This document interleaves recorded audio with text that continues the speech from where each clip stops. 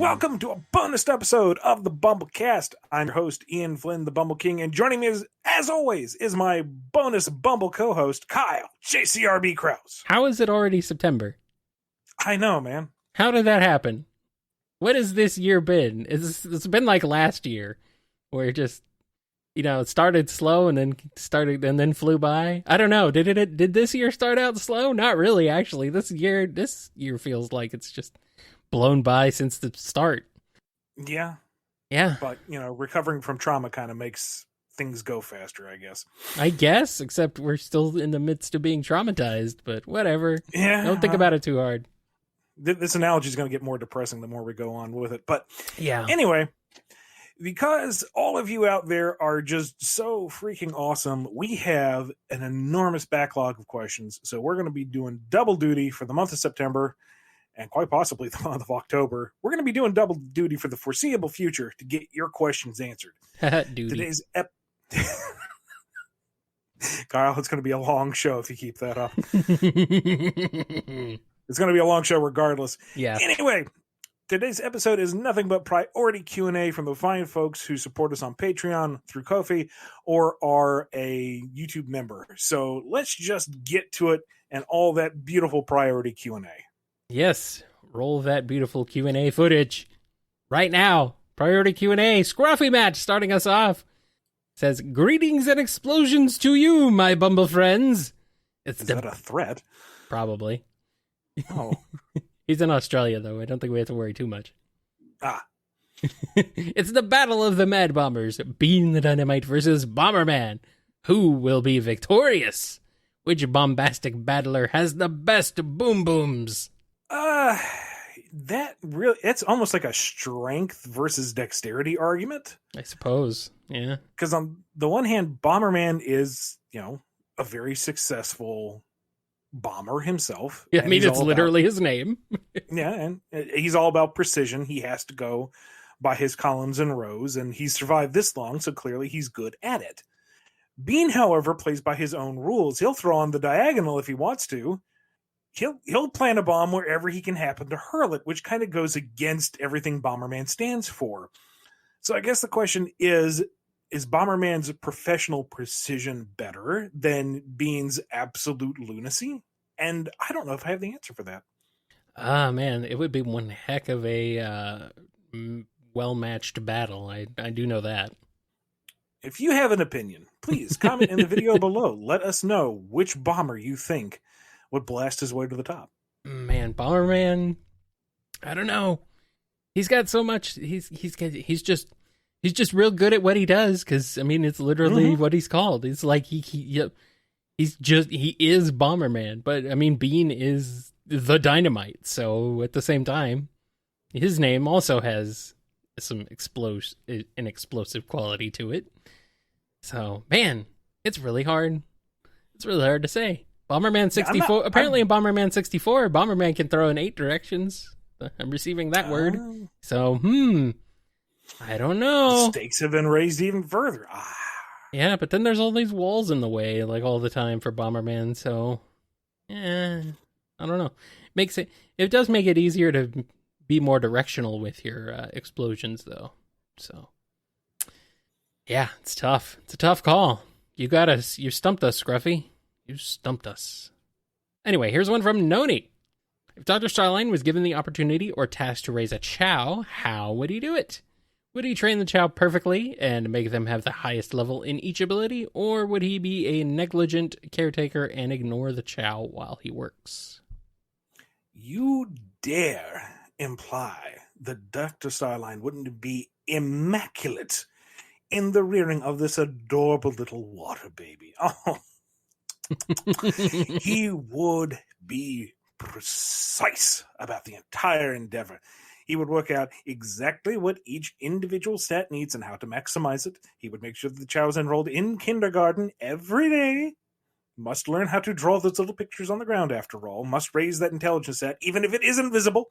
But he would also make sure to have his own schedule built around the kindergarten schedule so that he would be there to pick it up on time and to ensure that it is raised with the perfectly cultivated animals, not just any animal that you whistle out of a pipe. No, sir. Grade A animals. And by the end of it, it would be an absolute monster. Which is all he wants. It's all Starline wants in life. His own monster. That's all he Now, wants. I imagine the first one, no Chow was born with perfect stats, except for the character Chow, but they don't count because they're gimmick stuff. The first one he would keep out of just loyalty to the little thing. He's become attached to it. He loves the little gremlin. But you can't raise the stats past a certain limit. So he would have to go through a very precise eugenics program to breed a true and absolutely devastating devil Chow. And all those Chow in between, they would go to the recycling bin. But that first Chow would stick around with him. Yes. Wow. Amazing. He is. And when the first Chow goes Bakuba, as if to ask what happened to all the others that came after, Starline would say, oh, they went to a forest far away.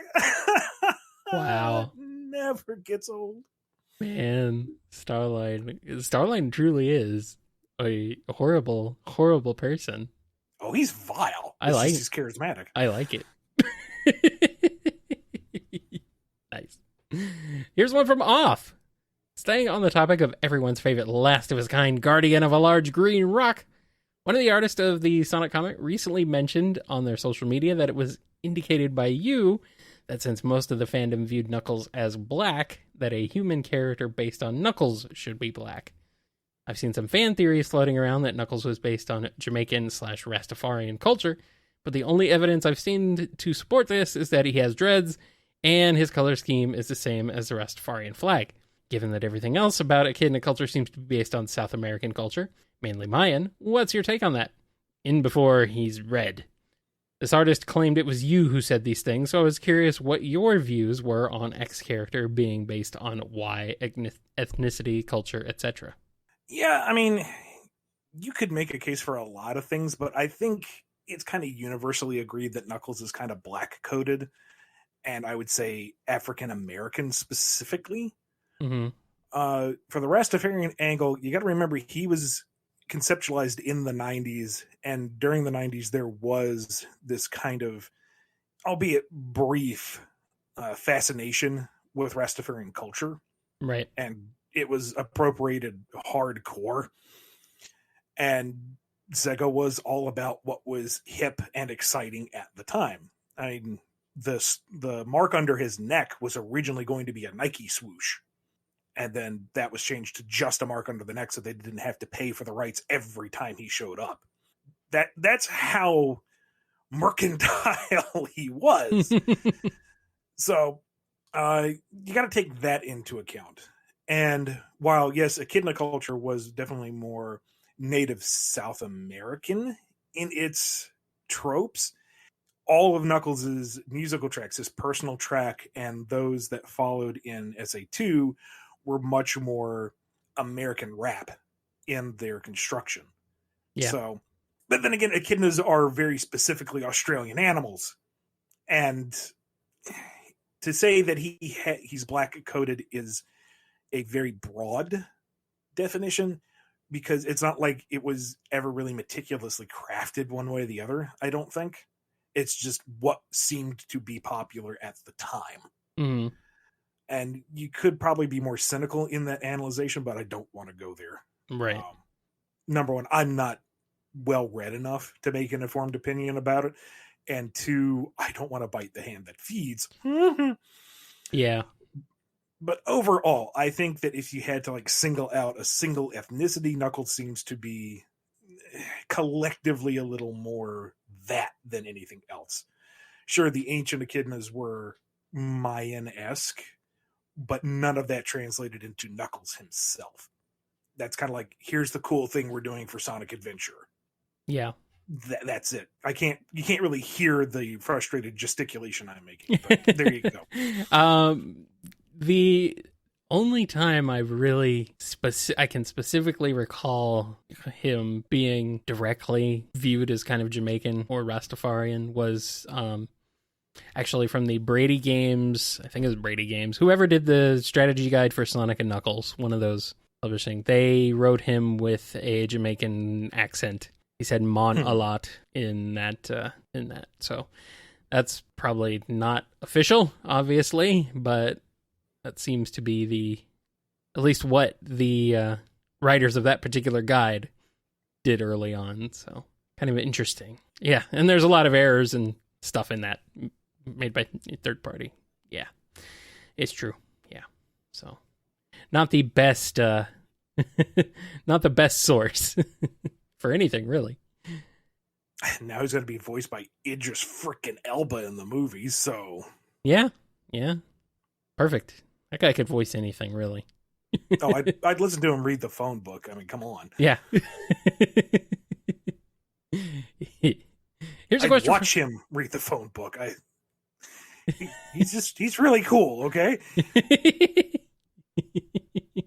Yes. Here's a question from Les. Recently been playing a cool racing game called Inertial Drift. It's got me thinking about arcade racers and how they are different from kart racers. If you were to lead decisions for a Sonic or Sega racing game, would you stick with the recent kart style or shake it up with a more hardcore arcade experience? Does Riders fit more as kart or arcade?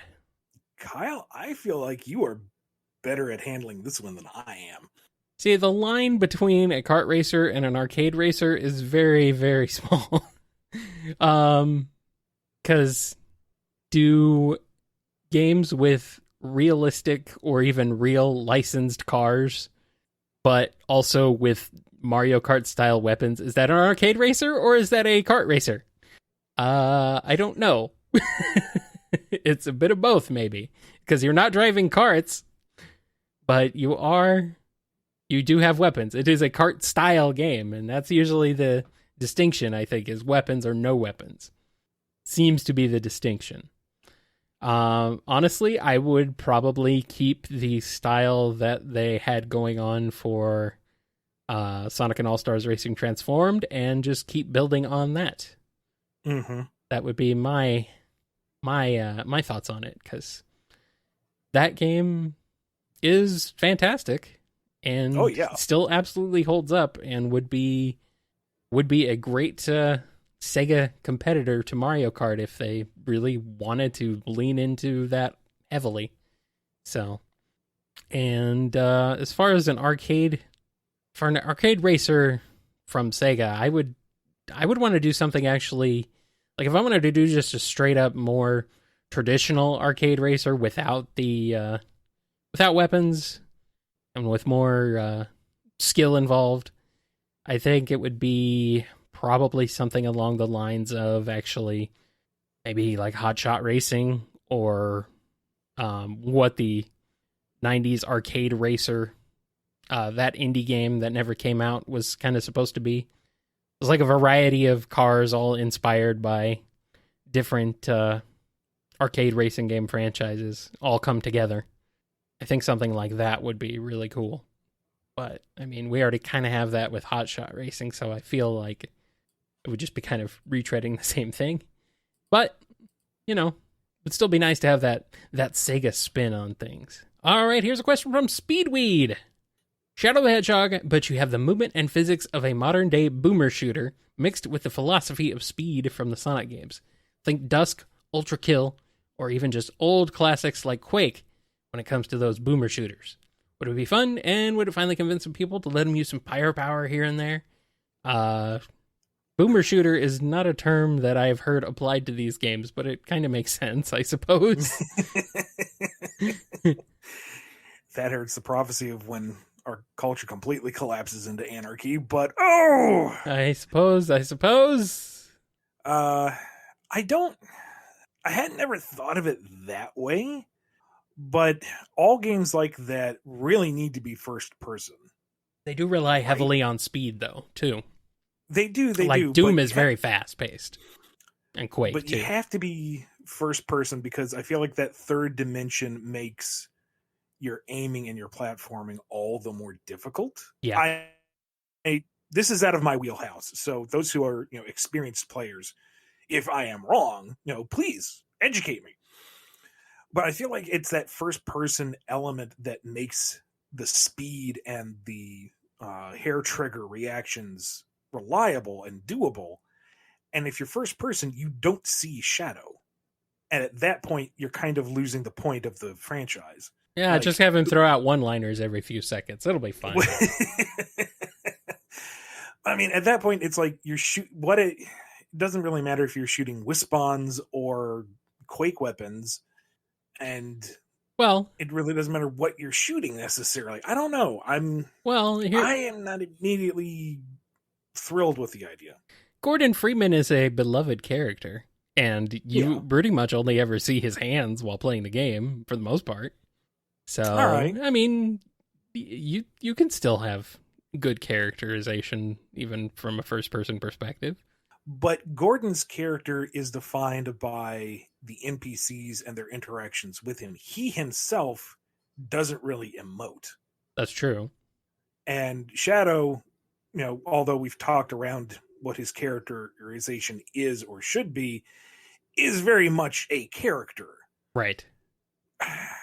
It's kind of like Samus and how she is so removed. Well, in a lot of material, she's so removed and so internalized that you are able to apply what character you want. It's kind of like in the Prime series, the way that you read the journals about the Galactic Federation or the Space Pirates or whoever reacting to her efforts. You're like, okay, that defines her. She herself does not define a lot. It's what the player does. Right. So those, I don't want to call them blank slates because there's obviously something to them, especially in Samus's case, but they're not as direct or overt in their characterization. Whereas Shadow, reserved as he is, I feel like has more characterization. And I don't know if that would play well to that type of game. I think you could lean into it and make it work. Maybe. The question is, do we trust Sega to do that? That and I think the issue with the firearms is more that you had a black character using realistic firearms when nobody else did.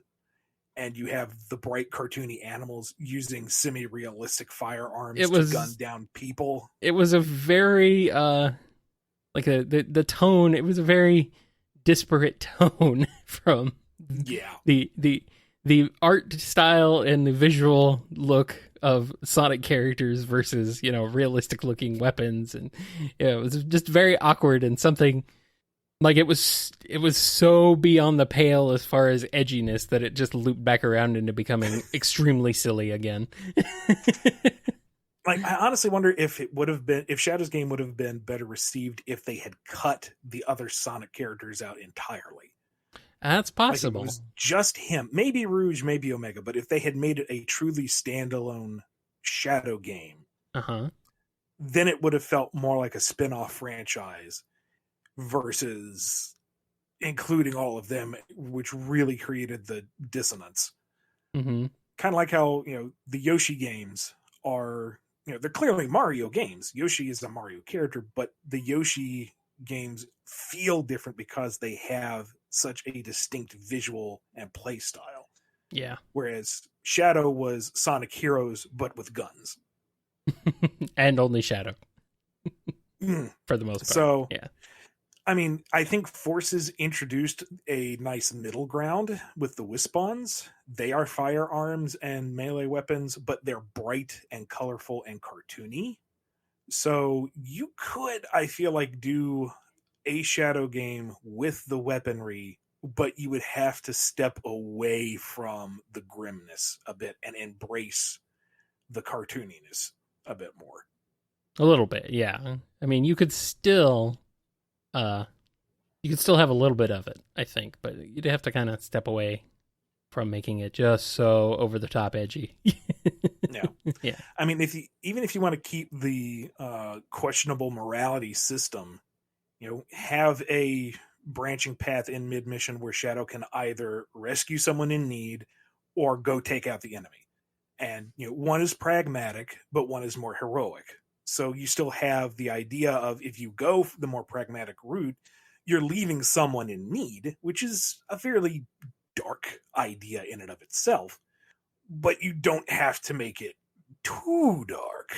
Right. You dig me? Yeah. Yep. I agree.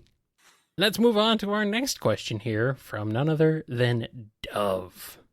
Where did Eggman and Starline get their doctorates? What is Starline's doctorate in? Could Tails get one? Are doctors just evil in this world? That is a good question. I don't know where they got their accreditations from. That'd be a nice little bit of continuity if, like, you see a placard on the wall somewhere and Eggman got his doctorate at Spagonia University. Maybe he studied under Professor Pickle at some point. Online school. But not a real entire online school just to give himself a doctorate. But not an actual online school, just one where you pay to get a piece of paper that says you're a doctor. Which is what Starline would sign up to, obviously. So of course. All right, that tracks. Yeah. I mean, of course, Eggman would start his own school and immediately give himself a promotion. Oh, Lord. Welcome to Pingus U. Oh, no. It's good old alma mater, PU. Woo, stinky. Oh. Here's one from PC the Unicorn. Since we never saw the Pico Hammer again after the arc, what was the accidental upgrade Nagus gave to it in the Shattered arc going to be permanent? I think I said that wrong. But was the accidental upgrade Nagus gave to it in the Shattered arc going to be permanent? No. Okie dokie. Easy enough. Here's one from Sonic. What percentage of Shadow's DNA is Black Arms, and what percentage is Hedgehog? Did Sega directly say Shadow does not consider Eggman a strong opponent, or is that just a assumption you're working off of? To the first, that is a good question. I don't know. Like, how much Black Arms DNA do you need to perform Chaos Control? I don't know. His arms look 100% black to me, but... No, they have red stripes, smart Alec. Okay, fine. Whatever.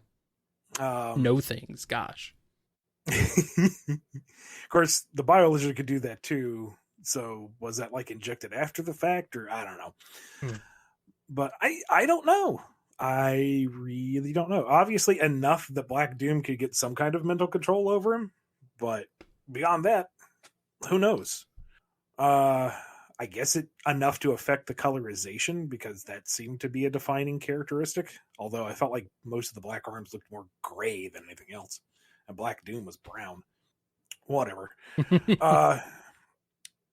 As for the Eggman strong opponent thing, yeah, that was actually an explanation I got. I think I had a question of, well, if Shadow is all about stopping strong enemies and, isn't one to just stop, why doesn't he just take Eggman out? And the response was, well, once Eggman is defeated, he's no longer seen as strong, so he's not going to finish the job because he's a weakling at that point. And it's like, all right, I can kind of see the logic behind that, but I don't necessarily agree with it. Here's a question from Chinny Kinney. It is to my understanding that Sega has clearly stated that characters that originate from the various Sonic cartoons cannot be touched for the IDW comics. Does that mean you can now share what you would have done with Cosmo and the Metarex for the comic? I'm dying to hear it. No, because I'm still trying, or still hoping for that one. Kind of like I'm still hoping for the Freedom Fighters. This isn't as far as I know, let's put that caveat in there. As far as I know, it's not really a legal issue. It's just a preference. So I would like to still try for those down the line, and I don't want to spell those out now. Down the line, when, that weird day comes that I step away from the franchise, then yeah, sure, maybe I'll just trot it all out there, because I'm not going to be shooting myself in the foot.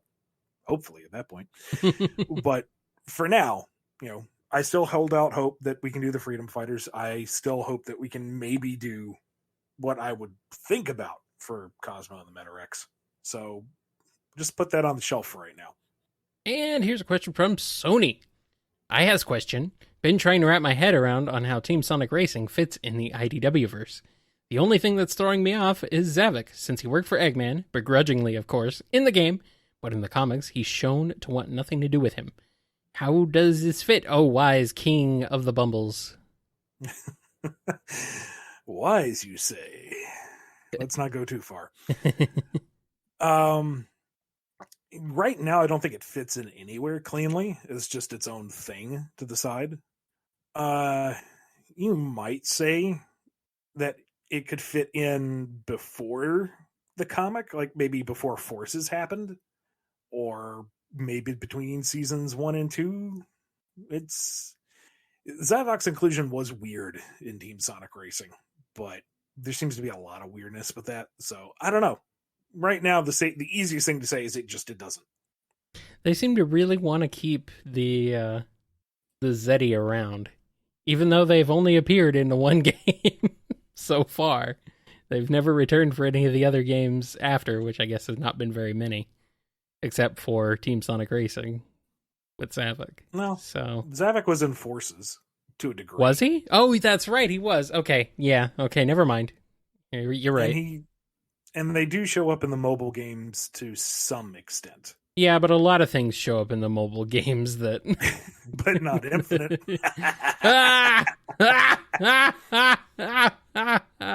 Poor guy. It still cracks me up that Cream gets 2 alts in Speed Race, the Sonic Forces speedrunners, and Infinite hasn't shown up at all. Yeah, well, time will tell. Maybe. Here's a question from Andrew D. It seems we're getting a plushie of Mephiles in his crystalline form. Does this mean that Sega might be open to having Sonic 06 exclusive content in media like the comic? Even though Mephiles is still officially considered dead, perhaps we can at least get a flashback image or something. Not sure how we can get a flashback to something that never happened, though, but I'm sure you can figure it out. It does raise a question of, if Mephiles and Emerald are getting merch, if that means that we can make any kind of reference to them. But Sega's also been wary about us referencing past game events directly, which is I don't know. Which is weird. It's like, these games exist, just use what you have. Just it's frustrating. Well, at the same time, Sonic Heroes came out how long ago? I know. You don't want to base an entire narrative on a game that is literally older than some of the readers. Why not? I don't understand why not. Don't necessarily have access to it. We had the classic games. We had classic. That still appeals. Kids don't care, man. They like Sonic. They just like Sonic. I like Sonic. There's a way that you can. I'll just read whatever. A way that you can incorporate older game material in a way that's accessible, but that's a whole other debate. Sure. Yeah, you can do it. And I don't think Sonic Heroes is inaccessible as you might think. It's definitely still very playable today. As far as being able to play it somehow. I mean, the Wii is still ubiquitous, and it plays GameCube games just fine. So it does seem weird, though, that the PS2 era has kind of been... PS2, GameCube, Xbox era has been kind of ignored for stuff before and then stuff after. So, but that's a industry-wide problem with video games, actually, more than anything. So maybe we'll see that changed in a couple of years. And before we take a break, we're going to get to this question here from Pan Dulce. I'm curious, what's Starline's morning routine? Is he a morning person? What does he do once he wakes up? Oh, he's definitely a morning person. He is one who seizes the day. He is up at a very precise time. He has his breakfast, which is already planned out. That's all about invigorating him, both in mind and in body. He goes about his checklist of things to research and to read up on. He has time set aside to ensure that he takes a break, because that's good for one's health, and he must be sound of mind and body so that he can return to his work later on. except he also works very super late hours because he has a hard time putting work down. So he ends up getting up in the morning and still feeling groggy, but that breakfast, he's got to eat it because he already made it. And I imagine about once a month, this cycle breaks down and he just kind of binge sleeps for a day. And then he gets right back into it, promising he will never do this again. Yeah. Of course. And then he will immediately do it again. All right, let's take a break now real quick, and we'll be right back with more of your questions on the BumbleKast.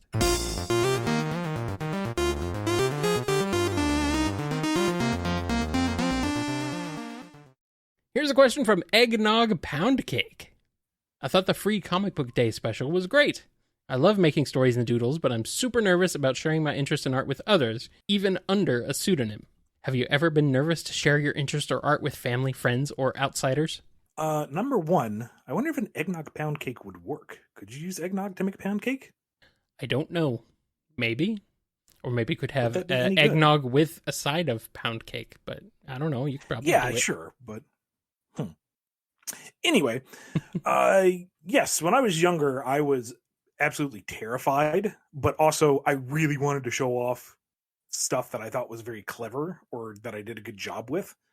And that's to friends, family, people online, whatever. It's this weird duality. I'm going to call it duality instead of hypocrisy because that sounds better.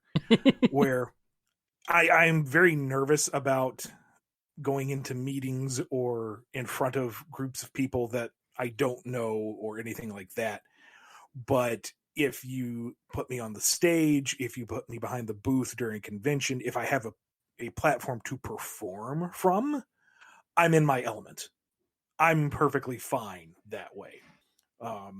When I've had folks come up to me after we did a panel at a show, I have to consciously think, okay, I'm doing the table thing. It's just I don't have the table here. Continue to be the guy because they're coming to you to see the guy. Be the guy. Don't be yourself, because if you're yourself, you're going to be this navel-gazing, mumbling, absolute mess. Behind the mic. Be the table. I mean, yes, no. Be the table. Stand on all four legs proudly. Behind the mic, I have no one to impress. I'm just speaking to an empty room. I'm fine.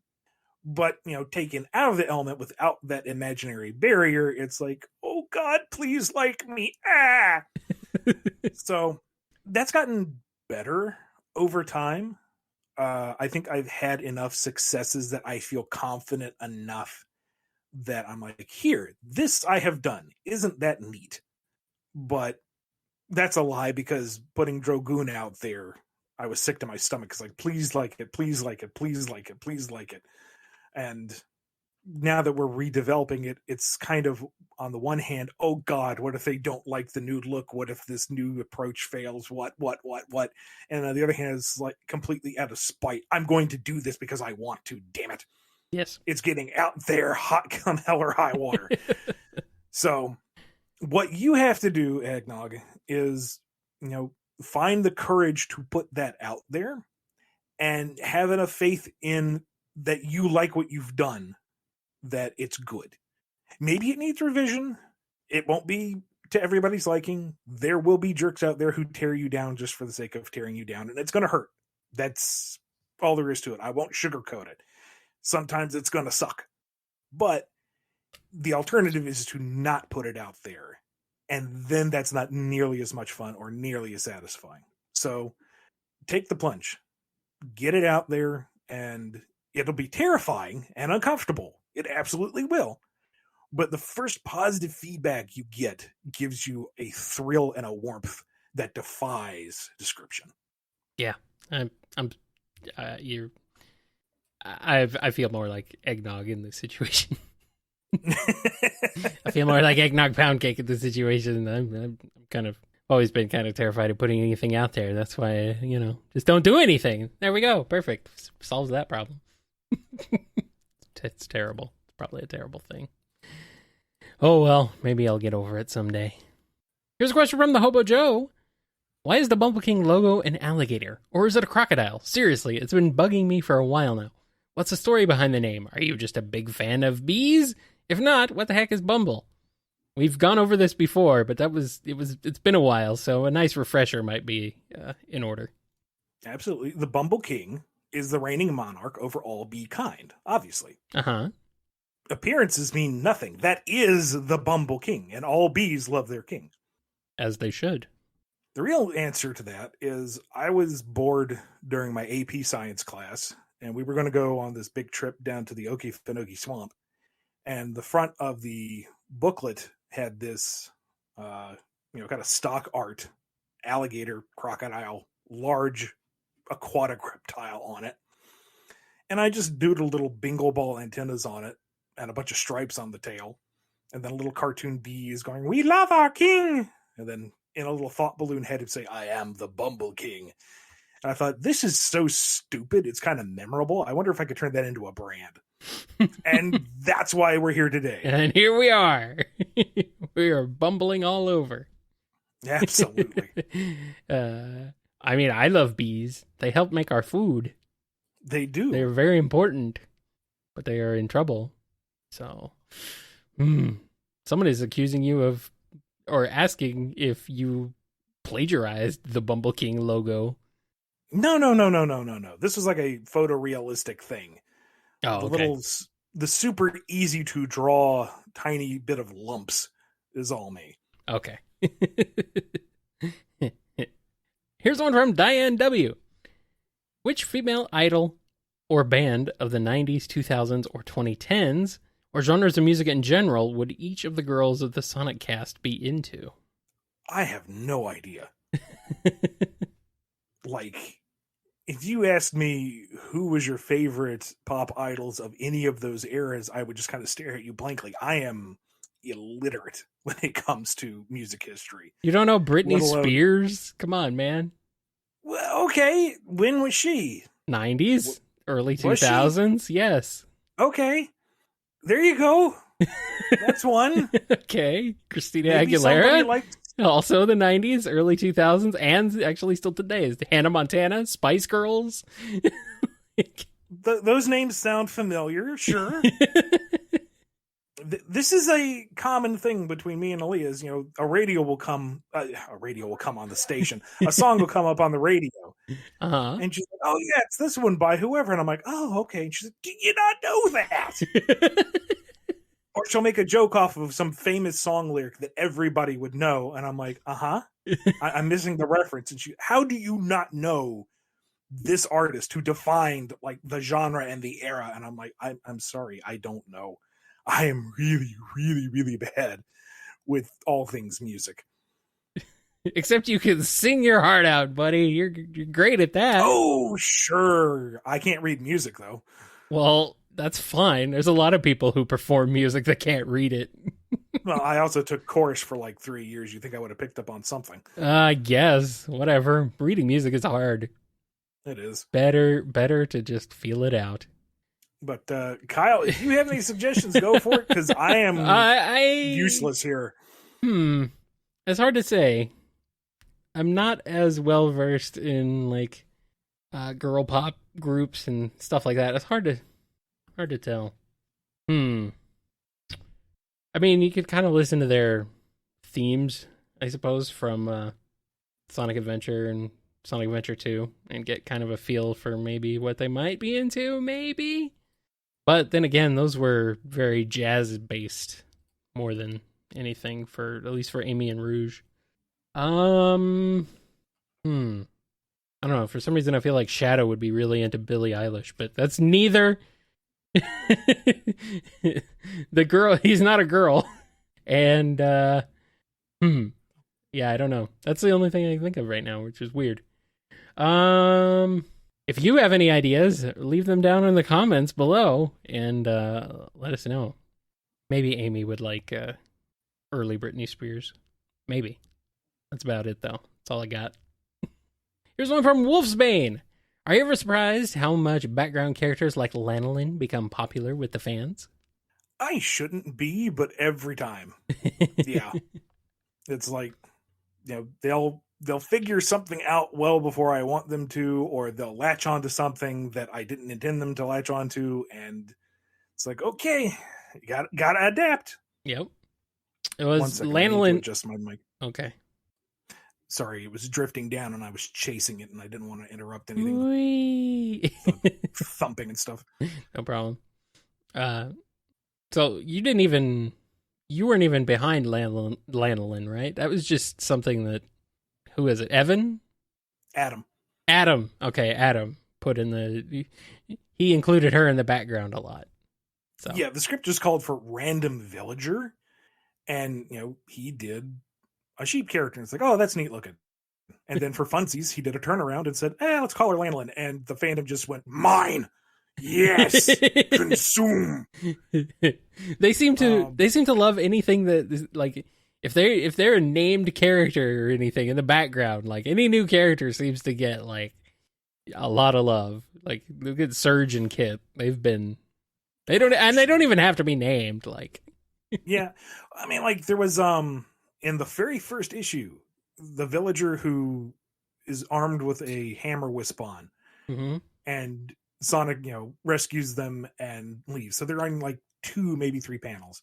Somebody asked if they could kind of personally claim it as their own persona or something like that. And I'm like, if you want, if that's what's good for you, okay. I don't see the appeal. It's some random nobody. But I mean, if they speak to you, I'm happy you're getting that extra bit of enjoyment out of it. So I don't know. I'm always nervous about new elements. Like, are people going to like Tangle? Are they going to like Whisper? Are people going to get the joke with Rough and Tumble and embrace it or be tired by it? Are they going to enjoy Dr. Starline at all?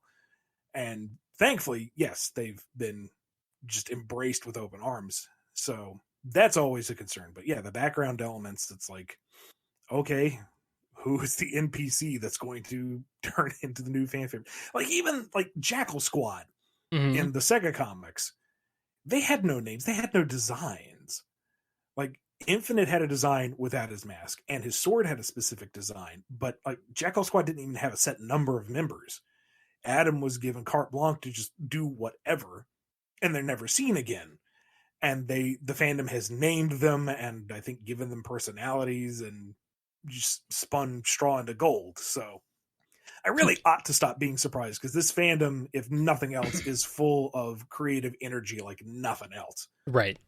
Well, that's kind of the thing too, is that you guys, a creative team on IDW, is so good at coming up with character designs, and you and Evan and anyone else who's has written are so good at coming up with personalities and making the characters either ultra super likable or making them like complete monsters but also super charismatic in the case of Starline. Yeah, it's not really a big surprise that people latch onto these characters and love them. So I like it. Also, apparently there's a lanolin sheep in Garfield and Friends, but we'll ignore that. Well, I mean, and lanolin is a sheep related term anyway. So anyway, Go ahead. Sorry. And you have animal characters. They're going to usually be themed around animal products or something like that. So the lanolin of Garfield is nothing like the lanolin of Sonic. No. And I don't think she really counts as a character thus far, just because she hasn't gone through the approval process like everyone else has. If Lanolin ever becomes an actual cast member, she'll probably have to be scrutinized by Sega. She's spoken a couple times, though, right? She's had a few lines. Yeah, but I'm pretty sure those scripts just call for soldier or restoration member. Okay. And then it's kind of like a collective nod and wink within the IDW crew that, okay, we're going to make that Lanolin. I do like the whole evil thing with her, though. Like, maybe she's not maybe she's more than she seems. It's a bit of a fan idea, but whatever. I am the fan. You can sue me all you want. Here's one from Misty Catherine. Can you get Jonathan Dobbs, aka Ink Pants, to do a comic cover for Sonic? He's been doing fan covers and other Sonic fan art for a while, and it's all amazing, and I'd like to see him do an official cover. Thanks. Can I? No, that is not within my power. Not even remotely. But that does beg the question, how do you break into the business if you don't know how, if there's no opportunity to do so? Can you put in the good word? Well, that's the thing. It's a catch-22. You can't really get into the industry until you know someone, and you don't know anyone until you're in the industry. Yep. It's extremely frustrating. We've covered that on the show in the past. But let's say good old Ink Pants really, really does want to work on IDW in some capacity. Ink would need to have his portfolio readily available and online, preferably, especially with the way COVID is right now, because it was already hard enough to find an editor at any of the shows. Now, yeah, forget about it. So, Ink Pants has a portfolio. It's online, let's say. It's ready to go. And he has spoken to me in the past. He's built up a bit of a rapport. He hasn't gone, hey, my name is so-and-so out of nowhere. Get me a job. That doesn't fly. It's, he's hung around. He's a cool dude. He's got a solid portfolio and says, would you mind? Could you pass this up the chain of command? What I could do, if I felt so inclined, would be to email the editors and say, hi there. This is Ink Pants. I have spoken to him a bit in the past. I know he's got a solid portfolio. Here's the link. My endorsement is that I know he's not crazy. And that's it. That is all I can do. And the editors might go, yes, he looks good. And thank you for pointing him out. And there you go. Or they could go, no, we don't particularly like his style. And they pass on him. And that's it. That's too bad for Ink Pants. I can't veto or argue for it. It's not my position to do so. So what you can do is, put your stuff out there and for a lot of times just hope to be noticed and try to reach out to creators and say, hi, do you have any tips for my portfolio? Don't necessarily go in demanding work, but, look for constructive criticism, look for ways to improve or ask for suggestions. And maybe that creative individual can say, oh, hey, I've noticed this person. Let me see if I can find them an opportunity to work with them. Yeah. I'd say that having other people publicly mention you may not hurt things necessarily. Be like, look at this person who does this fantastic Sonic style artwork. That might help. Maybe. It's a shot in the dark for that, but Yeah, I'm also in a tricky position where I'm trying to avoid fan art just because of potential legal stuff. So I'm not really looking around scouting for people. Yeah. So I don't know. I keep saying it. Put your stuff out there and do your own thing and prove your merits as an individual, and let that be what gets you attention, not that you draw Sonic good. Mm-hmm. All right, here's one from Son Amy channel. Ian, will Sonic Team ever provide IDW Sonic with an official design of Amy's house, since content from Sonic X can't be referenced? Sonic Team provided IDW with the official design for Blaze's castle, and classic Amy's house was shown. So will the same happen for modern Amy? And if Sega was allowed a 12-issue crossover arc between classic and modern Sonic, how do you and Evan Stanley envision classic Amy's interactions with modern Amy, modern Sonic, and others while teaming up with classic Sonic? What threat would the hard-boiled heavies and the Metal series pose? Okay, that other one is kind of bridging the line between what's some fun theory craft and here actually pitch a project. It's a fan idea, kind of, yeah. Almost, yeah. I mean, it's broad enough and self-evident enough, I think it's okay, but you're asking for a full story pitch here, and Evan's not here, so I can't really speak for her. Let's just say that it would probably be generally more lighthearted and fun. As for the first half, though, they might. I mean, we would have to have a story that takes place at Amy's house, obviously. But, see, earlier I would have suspected we could just do whatever. Like with Tails' labs, we haven't really had any references that I know of. It's just been, here's a general description, here's the lab. But then we got reference art for, well, not necessarily reference art, but direction on how to do Blaze's Palace, which is very different than the past experiences. So maybe there is some kind of reference for what Amy's house would look like if she has a place. I don't know. I mean, she was grocery shopping in Station Square. Does she have an apartment downtown? Does she have multiple places? I don't know. I really don't know. I'd laugh if it's just her house from Sonic Boom. That's all it is. It's the same thing. Sadly, it's probably not, because Sega's like, no more Sonic Boom ever. Sonic Boom is done and dead and gone, and everything involved with it will never return. Or sticks. I mean, we didn't get a reference for Cream's house.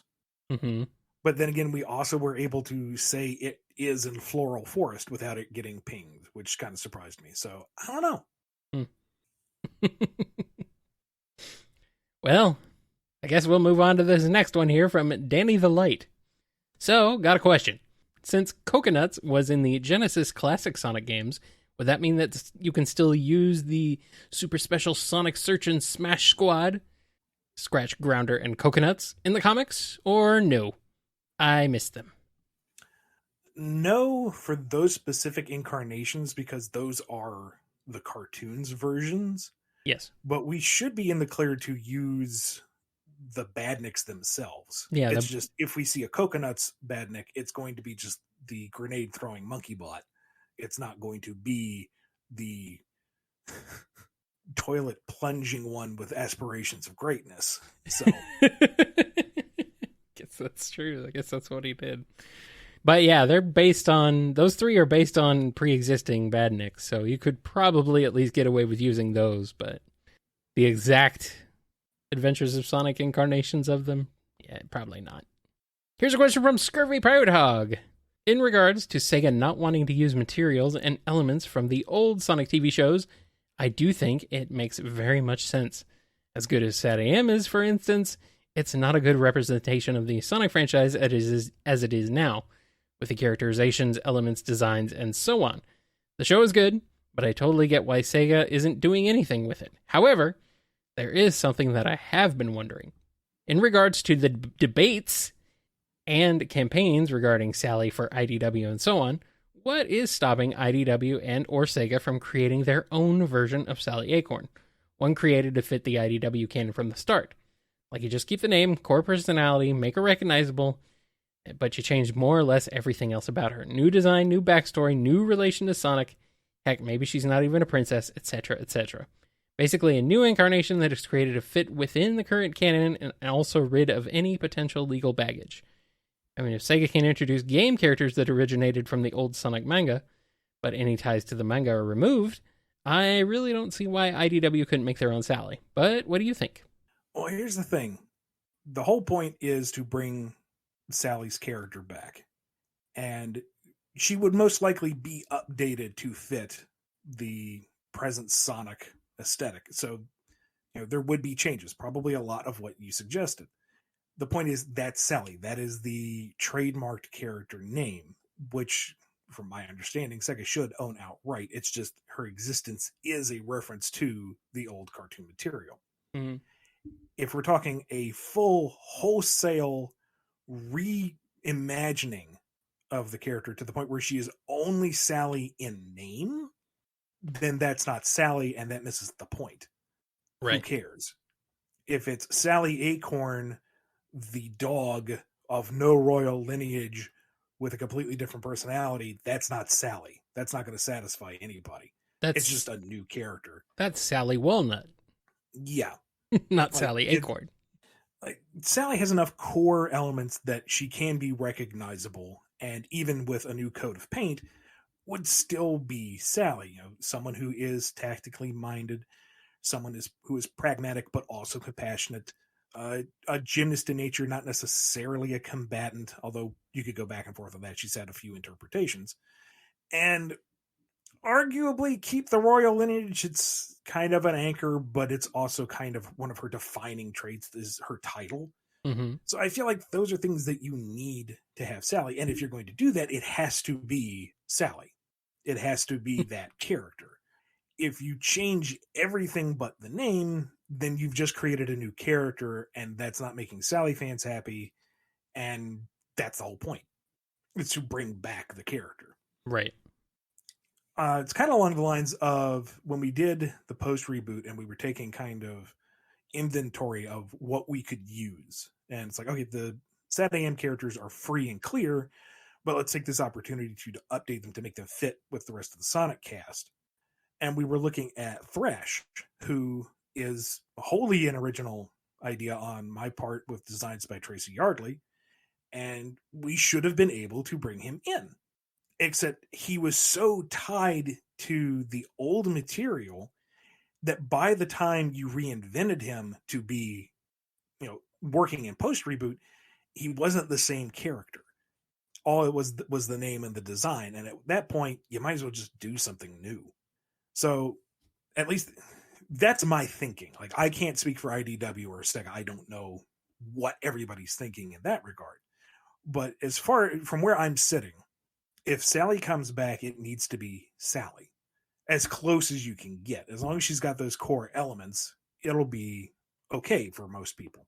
Mm-hmm. I know some folks will, die on that hill. She has to look like she did in Sat AM or No Sale. And sorry, that's most likely not going to happen.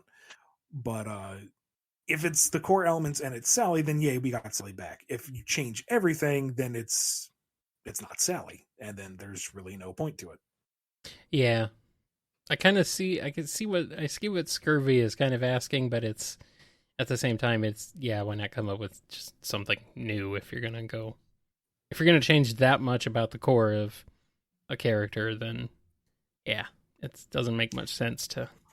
I mean, I've even kind of toyed with the idea of pitching, not freedom fighters, the plucky princess who's the rebel leader, the cyborg who's got a heart of gold and is very soft spoken and nice, but also is an absolute powerhouse, the swordsman or weapon master who talks a big game but is actually a sniveling coward, the gentle inventor guy who just looks like a walrus. Maybe he's a seal this time. They're totally not the freedom fighters. Wink, wink. And while I think there would be a certain crowd that appreciates them living on in a new incarnation, I think everyone would kind of agree that those are just hollow copies. Yeah.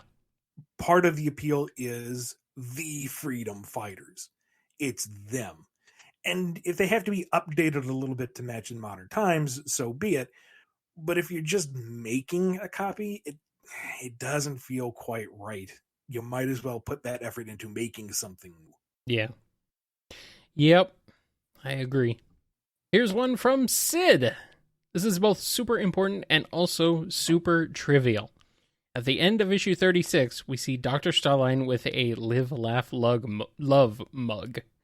Is this something he owns ironically or unironically? I'm not going to define that Schrodinger's cat. I'm going to let you decide what is most satisfying for you. Well, he's living, he likes to laugh maniacally, and he loves his job. There you go. That's Starline. Here's one from Renard. Hey Ian, your run on Mega Man seems to always stick to my mind. Man, was it fantastic. I do have to ask, did you have any intentions of adapting Mega Man 7's American ending, the infamous Die Wily one, or the original Japanese where Rock stays silent over Wily's mocking plea that robots can't harm humans, just charging his buster to keep him at bay? Given how personally you made the Light family to Wily, the fact Wily is busted out of prison for Mega Man 7 desecrated Gutsman's deactivated body by modifying it into Gutsman G, leading to the eventual destruction at the hands of Mega Man, and several other games and storylines of angst between the two, do you think it may have been humored by Mega Man for even just a moment that he could choose to end this feud with a single buster shot? While dark, it also just sounds like something this kid would think of just briefly considering. what more you added between them. Yes, I thought about that scene a lot because it's kind of one of those scenes It's in the fandom. yeah, it's a very iconic scene and a highly debated one. Yeah. And what I wanted to do, and this is with a giant asterisk because who knows if the editor would have approved it, who knows if Capcom would have approved it. This is just what I wanted to do at the time, was to kind of try to find a bit of a middle ground, and that when it came to that scene, Rock would be caught in this kind of logic loop of if he didn't stop Wily now, he would just continue to do evil, and that would put other people in peril. And a robot cannot refuse to act if it means putting another person in peril. But to do that, he would have to hurt another human being, and a robot is not allowed to hurt another human being. But if he doesn't hurt this human being, it's going to allow other beings to be hurt.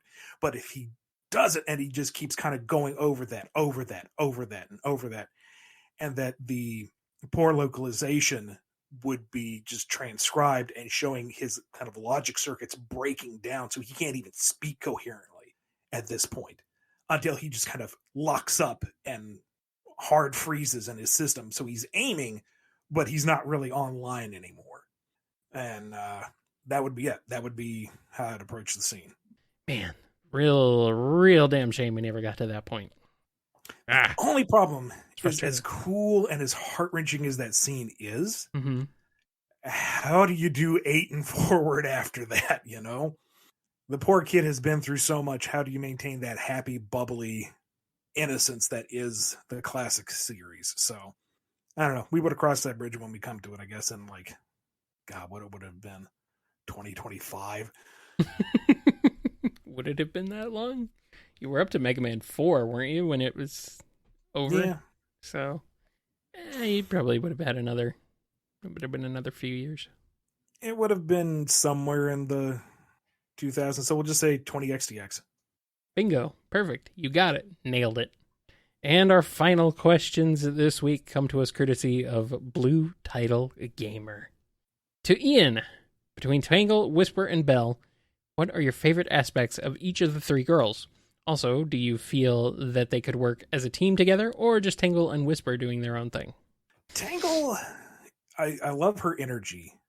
That she is boundlessly hopeful and optimistic. Not to the point of naivete most of the time, just that she can't be stopped. You know, if the going gets tough, she's going to get tougher. And she may be a little worse for the wear by the end of it, but dang it, she got through it. And she'll do it with a smile on her face. She's just vivacious and happy. And that kind of positive energy, I feel, fits really well with Sonic in general. Whisper, I like her as a counterpoint both to Tangle and to the franchise as a whole, as someone being more reserved, much more quiet in her execution, but that she still has that heroicness to her. She doesn't have to be big and flashy. She's very understated. You've got all the wisp powers to be big and flashy. I mean, I'm not going to argue that, but she herself is, very much about less is more. She doesn't have to be big and boisterous and out there. Her presence is felt just by being in the room. And kind of along that line, that's what I like about Belle, is that she is a non-combatant. She's kind of a lost child in all this. She's very mixed up in it all, to be sure, and she wants to help. She wants to do her best. But unlike Tangle, who can kind of flounder her way out of trouble most of the time, Belle usually has to be rescued. She isn't a hero in her own right. She isn't any less heroic in spirit, but she isn't one of the fighters. She's not going to necessarily be the one to save the day. She's usually the one to be saved. And it's interesting to have a character who isn't just a 24/7 badass to some degree, if you dig me. Which isn't, to speak ill of her at all. That's just an interesting thing to have in the cast. Working as a team, maybe. If you've got Tangle, who's there to be Tangle, and Whisper to have the more measured response, and Belle to handle things delicately when it needs the gentle touch, Yeah, I could see that working. Yeah. The problem is you're missing the fly aspect. Guess that's why you'd need to have... You're thinking Jewel. Yes, I am. Thank you. God, my brain is so broken, guys. I'm so sorry. Sorry. That's the great thing about Whisper is that the variable Wisp-on allows her to fill pretty much any niche. That's true. She does have, I guess she can fly. Ish. Well then, there we go. Anyway, that's the only question. That's your last question for you, Ian. Correct, but he has a question for you. Yes. To Kyle. Have you listened to any of the soundtracks from the No More Heroes franchise or any of Suda51's game? If yes, which one is your favorite? Oh, man. It has been a long time since I've gone through No More Heroes and Killer 7. I haven't actually not even gone through any of No More Heroes sequels as far as soundtracks are concerned. So the only one I'm familiar with, even remotely, would be the first one. And it's been so long, I actually kind of forget what it even sounds like. Sorry. But, Killer 7 is weird. I mean, they're all weird. They're all Suda51 games. But, I don't know. I feel like I'm just going to, anything I tell you is just going to be kind of me just rambling on, and it's not going to be a very satisfying answer. So I'm going to say I don't really have a favorite. I like those games. They're like right up my alley as far as just ridiculous silliness and enjoyability, but I just haven't really dabbled into them enough to specifically answer your question. Sorry. And that's it. Before we go, big thank you to all the patrons who continue to make this show possible and make us do this twice a week because priority. Big thank you to Daniel H., Alex P., James K., John B., Jennifer R., Badnik Holmes, Samuel P., Sam Cybercat, Torchbound, Justin G., Mike B., Coupland Crew 128, Diz Din, Diane W., Bradley TT, Andrew D., Scruffy Matt, Chris A., Sonny, John M., Salute Cat, Noni, Don B., Yami M., Dave M., Sin Fritz, Lee H.K., Off, Lisa M., Chevelle, Silly String, Jay Frost, Piggy Bank, Blue Title Gamer, Jeb, Hero of Light 13, Justin S., Tick Tick, Final Neil, Ryan D., Speedweed, Jonathan D., Rachel W., Godzilla, Chaos Universe, Sonic Legacy, Daniel B., Devler, the Dalek Piece of the Unicorn Dove, Pandulce, Preston M., Sonic, Red the Super Namek, Fiona M., Joe S., Flixie, Chad, Jonathan R., Owen B.D., Chad L., Renard Pixel, Creative Name, Les, Sapphire Scarletta, Turbo, Crooker, Danny the Light, John the Real Waluigi, Lewis J., Noah S., Michi, Michael, Xander Oni, the Painter. That's a new one. Welcome. Carlos, Invade Turbo Tunis, Censored, Lexi loves Jojo. Lexi loves Jojo. That was obvious. How did I fumble that? Corgiro, Highwind, Ben Wolfsbane, Eggnog, Poundcake, Misty K, San, Amy Channel, Scurvy Pirate Hog, and Sid. So many Chads in our Patreon now. So many Chads. They're all Chads in my book, I guess. Maybe. I mean, so many that are usuals that I get kind of into the cadence. It's like, okay, my tongue has muscle memory on how to roll through these names, and then there's a new one. I'm like, Yep. It just keeps happening. They just keep coming. They never stop. And we're so glad because that gives us a show. Yes, absolutely. We love you all. Thank you so much. That's going to wrap us up for this bonus episode of the BumbleKast. We'll see you Monday for more priority Q&A, and then Wednesday for a whole standard Q&A episode. Ooh. Lots and lots of questions and lots of answers coming your way. Be good to yourselves. Be good to each other. And we will see you next week. Bye. Come on, lungs. Work with me. Come on, yeah. You're the only thing I have. That's not true. I have my hands. For now. Right. Shut up, you.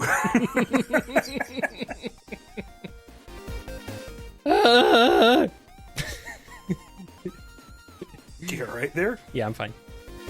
You've been listening to the BumbleKast, a co-production of Bumble King Comics and the KNGI Network. Original theme music composed by Ken Coda Snyder. Remixed intro by T-Lopes. Find out more information, along with podcast feeder links, MP3 downloads, and more at bumbleking.com and kngi.org.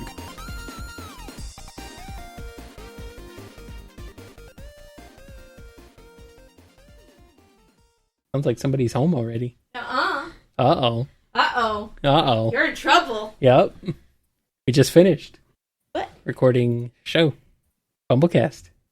It's Tuesday. I know. Okay. We're doing the Monday and Wednesday shows now. So this is our Wednesday show. Hi! She's confused. No, it's I'm not assuming you Aaliyah, have it's Jen. headphones on.